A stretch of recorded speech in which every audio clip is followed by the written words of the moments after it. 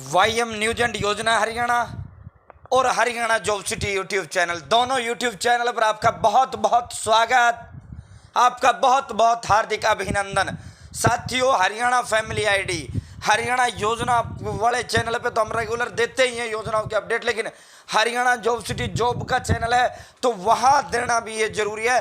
Family ID के इतिहास में, हिस्ट्री में पहला ये सबसे बड़ा महाधमाका है, इसलिए इसमें हमने महाधमाके लिखे हैं। आज तक किसी ने नहीं बताया और मैं लगातार अपडेट आप लोगों को देता हूं। लाखों लोग मुझे भी फॉलो करते हैं, लेकिन ईमानदारी की बात है, मुझे भी फैमिली आईडी का इस जो डाटा है, इस ये वेरिफिकेशन का जो सिस्टम है फैमिली आईडी का, मुझे भी नहीं पता था। आज सब कुछ क्लियर कर दिया गया है, विस्तार से चर्चा करेंगे। चैनल सब्सक्राइब जरूर करें। हरियाणा फैमिली आईडी हो, हरियाणा बीपीएल राशन कार्ड हो, हरियाणा व केंद्र सरकार की छोटी बड़ी योजना हो और हरियाणा व केंद्र का कुछ भी ऐसा हो जिसका लेना देना आपसे हो, वो सभी वाईएम न्यूज एंड योजना पर देते हैं। और हरियाणा की छोटी बड़ी नौकरियों की अपडेट हम Haryana job city YouTube channel पर देने का काम करते हैं। तो अब सीधा धमाके पर चलते हैं। और ये भाई 180 की जो वेरिफिकेशन होती है वो कैसे होती है, फैमिली आईडी, इनकम का क्या सीन रहता है, बिजली बिल का क्या रहता है, इनकम टैक्स रिटर्न क्या उठाई जाती है, गाड़ी का क्या मामला है, बीपीएल राशन कार्ड का क्या मामला है। तो साथियों, परिवार पहचान पत्र में और डाटा भी जारी कर दिया गया है। यहाँ जातिगत आधार पर डाटा जारी कर दिया गया है। हरियाणा प्रदेश के अंदर जो जनसंख्या है उसमें किस जाति के कितने लोग हैं, वो सारी चीजें। और सबसे बड़ा, उससे बड़ा धमाका यह है भाई, इसके अंदर पूरा का पूरा जो क्लियर किया गया है, ये डॉक्टर सुरेंद्र धीमान जी की रिपोर्ट है, दैनिक सवेरा के संपादक हैं। और इनका डंका जो है, नौकरियों में तो इनका डंका लगभग बजता है और योजनाओं में भी इस समाचार पत्र का डंका बजता है। साथियों, यदि आप यूट्यूबर बनने की सोचते हो, मेरे पास बड़ी कॉल आती है, सर आप ये अपडेट कहाँ से लाते हो, ये कौन सा हुआ है। तो दोस्तों, यदि आप यूट्यूबर बनने की सोचते हो या फिर आप आम नागरिक हैं, हरियाणा की योजनाओं की आपको जानकारी चाहिए या फिर हरियाणा की नौकरियों की सरकारी की जानकारी चाहिए, तो सबसे सटीक देते हैं, सबसे विश्वसनीय देते हैं, आप दैनिक सवेरा जरूर फॉलो करें। और जिसको यूट्यूबर बनना है या फिर पत्रकार बनना है तो डॉक्टर सुरेंद्र धीमान जी को जरूर फॉलो करें। तो साथियों, अब सीधा चलते हैं। सबसे पहले इस पर बात करते हैं, इनकम टैक्स का क्या मामला रहता है। इनकम टैक्स का आपके पास क्या है, आप बीपीएल राशन कार्ड जब जारी हुए थे तो उसमें एक्सक्लूजन आ गया। अब किसी को पता नहीं भाई एक्सक्लूजन कैसे आए और इनका क्या सरकार ने फॉर्मूला इसमें अप्लाई किया। बस इतना पता होता है, बिजली बिल के कारण कट गया, उसके कारण नहीं बना, वो एक्सक्लूजन दिखा दिया, ये हो गया, वो हो गया, डीपली किसी को नहीं पता था। तो भाई अपना इसका वो भी कर लेना सभी फैमिली आईडी वाले साथी, नहीं वरना आपका बीपीएल भी कटेगा जैसे ही आप उसके दायरे में आए और आपकी इनकम 81 से ऊपर भी हो जाएगी। दोस्तों, इनकम टैक्स, आयकर विभाग से आय चेक करवाई, कुछ ने लोन लेने के चक्कर में ज्यादा आईटी रिटर्न भरी तो उनकी 3 साल की औसत आय निकाली गई।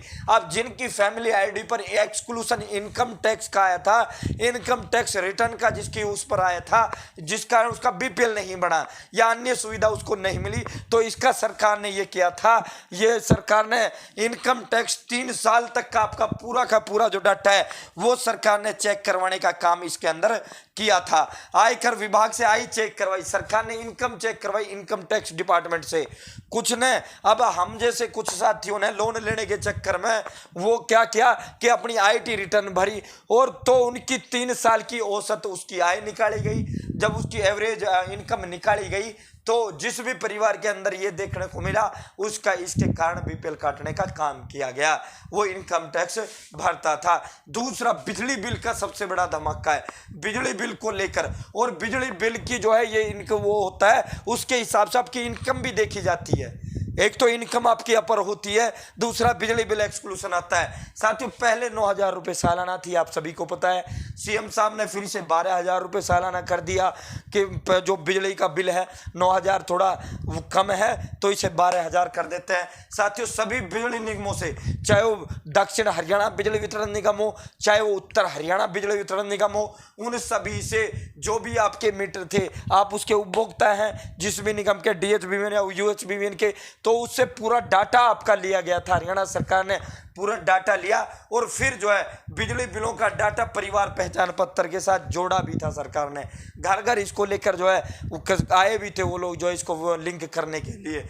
अभी भी 80% जुड़ा है। ये माना जाता है कि आमदनी का 5% खर्च बिजली पर होता है। इस तरह 15,000 रुपये परिवार की मासिक आय मानी गई है। साथियों, ये सरकार ने आइडिया लगाया कि जो आप सालाना कमाते हो या महीने में जो आप कमाते हो उसका 5% जो है वो कमाई वो परिवार बिजली पर खर्च करता है, यानी वो इतनी बिजली यूज करता है। मान लो वो महीने में 1,000 रुपये कमाता है तो 1,000 रुपये का जो 5% आप जब निकालोगे तो लगभग साथियों वो इसका डाटा वो सरकार ने वो किया था 50 रुपये इसका हो जाता है कि 1,000 रुपये यदि आप महीने में कमाते हो तो 50 आप बिजली पर भी खर्च करते हो, तो उसके हिसाब से बिजली का ये वेरिफिकेशन देखी गई। वो इस तरह 15,000 रुपये मासिक वार्षिक आय मानी गई है, जिसका जो सालाना वो करता है 12,000 रुपये बिजली का बिल जो सालाना भरता है या उससे अधिक भरता है, तो इसका मतलब ये है कि वो महीने में 15,000 रुपये से ज़्यादा कमाता है।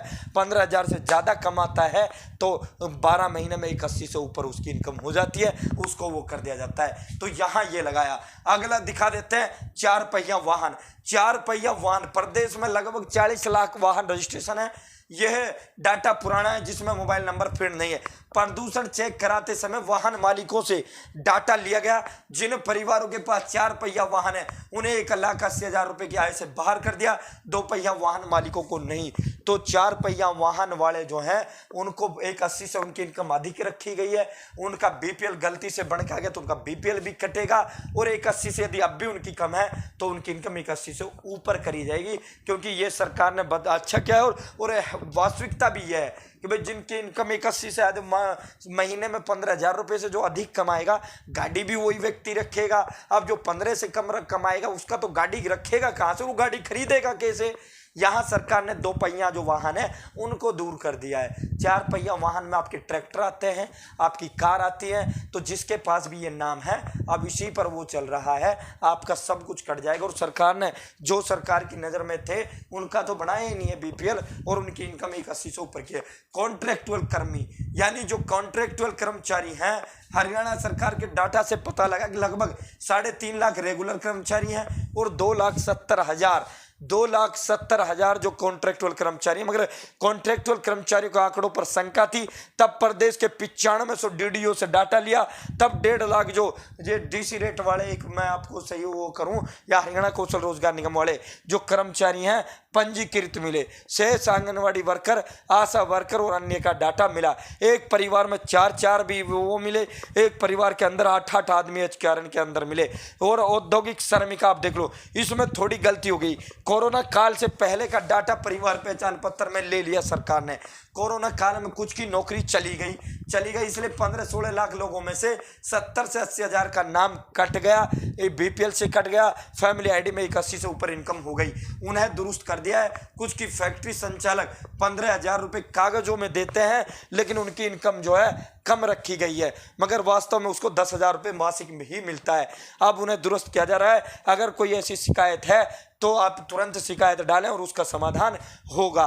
तो साथियों, स्वामित्व संपत्ति, गांव में लगभग 4 से 5 लाख ऐसी संपत्तियां हैं जिन पर विवाद है। ग्रामीण क्षेत्र में 400 वर्ग गज तक के मकान को बीपीएल में माना है। 400 वर्ग गज तक कृषि उपज, यदि 4 लाख रुपए से अधिक आपकी कृषि होती है, आपकी पैदा होती है, तो उसमें से आधा खर्च मानते हुए बीपीएल में रखा है। जो ठेके पर लेते हैं तो उन्हें प्रति एकड़ 20,000 रुपये प्रति फसल माना है। तो दोस्तों, ये पूरा का पूरा वो सब कुछ खोला गया है। लोकल कमेटी, एक सरकारी कर्मचारी, एक लोकल सीएससी ऑपरेटर, एक स्टूडेंट, एक सोशल एक्टिविस्ट और एक वॉलंटियर की कमेटी परिवार पहचान पत्र की आपकी इनकम को वेरीफाई करती है। अगर कोई गलत लिखता है तो शिकायत करने पर उसे ऊपर की अथॉरिटी के पास भेज दिया जाता है। अब बुढ़ापा पेंशन के 8.5 लाख लोगों का जो आधार का जो डाटा था वो गलत था। 8.5 लाख लोगों का, ये उमा शंकर जो है 1990 में बुढ़ापा पेंशन शुरू हुई, मगर अब 8.5 लाख बुजुर्गों का आधार डाटा गलत है, इसमें 4.5 लाख का डाटा सही कर दिया गया है। शेष का रहता है उनके बैंक खाते से मोबाइल नंबर निकाल कर जोड़ा जा रहा है। उन्होंने बताया कि फरीदाबाद, सोनीपत, पंचकुला जिले में लगभग 93% ने परिवार पहचान पत्र बनवा लिए हैं, जबकि गुरुग्राम में 95% ने ही बनवाए हैं। तो दोस्तों, हरियाणा में परिवार पहचान पत्र की अधिकतर दिक्कतें दूर हो गई हैं। ये दावा सीएम के जो वो है प्रधान सचिव उमा शंकर ने दैनिक सवेरा के सवाल का जवाब देते हुए शनिवार को किया। उन्होंने दैनिक सवेरा के आग्रह पर हरियाणा निवास में लगभग 1.5 दर्जन पत्रकारों को हरियाणा परिवार पहचान पत्र के बारे में और परिवार को डाटा को किस तरह इकट्ठा किया गया और अपडेट किया, इसके बारे में पूरी की पूरी जानकारी साझा की। उन्होंने बताया कि प्रदेश में 72 लाख परिवार है, इनमें 68 लाख परिवारों को डाटा वेरीफाई हो चुका है। 2.5 लाख परिवार ऐसे हैं जो अन्य राज्य के रह रहे हैं, उनका भी अभी डाटा वेरीफाई होना है। कुछ परिवारों का डाटा वेरीफाई होने की प्रक्रिया चल रही है। तो साथियों, 68 लाख परिवारों की इस समय 2.83 करोड़ आबादी हरियाणा प्रदेश के अंदर है। 2.83 करोड़ जो है हरियाणा प्रदेश की आबादी है। इनमें एससी कैटेगरी की जो आबादी है, यह आप देख ले 13,68,365 परिवार ये आपके आते हैं एससी, और 58,000 ये आप 58,61,131 आबादी है। साथियों, 13,68,000 परिवार, 58 लाख जो है एससी कैटेगरी की हरियाणा प्रदेश के अंदर पॉपुलेशन है। पिछड़ा वर्ग के अंदर 11,23,852 परिवार हैं। 47,93,312 जो है आबादी है। उन्होंने बताया कि पिछड़ा वर्ग बी, ये पिछड़ा वर्ग एक ही वो है BCA, और BCB के अंदर 8,69,079 परिवार हैं। उनमें 37,97,306 आबादी है। तो साथियों, यहाँ पूरा का पूरा इसका डाटा जारी किया गया। हरियाणा में 58.61 लाख का एससी है, BCA की आबादी 47.93 है, और BCB की आबादी 37.97 लाख है। ये पूरा का पूरा डाटा आज फैमिली आईडी का जारी किया गया है। जिनके पास 4 पहिया वाहन है, उनका भी पूरा इनकम टैक्स कैसे इन्होंने उठाया था, और जो ये है बिल के कारण फैमिली आईडी इनकम अधिक हो गई, वो कैसे किया था, सब कुछ ये फैमिली आईडी का आज क्लियर कर दिया गया है। उम्मीद है जानकारी पसंद आई होगी, और आप दैनिक सवेरा समाचार पत्र को डाउनलोड कर सकते हैं, वहां से ये इमेज आप प्राप्त कर सकते हैं। बहुत बहुत धन्यवाद। जय हिंद, जय भारत, जय हरियाणा।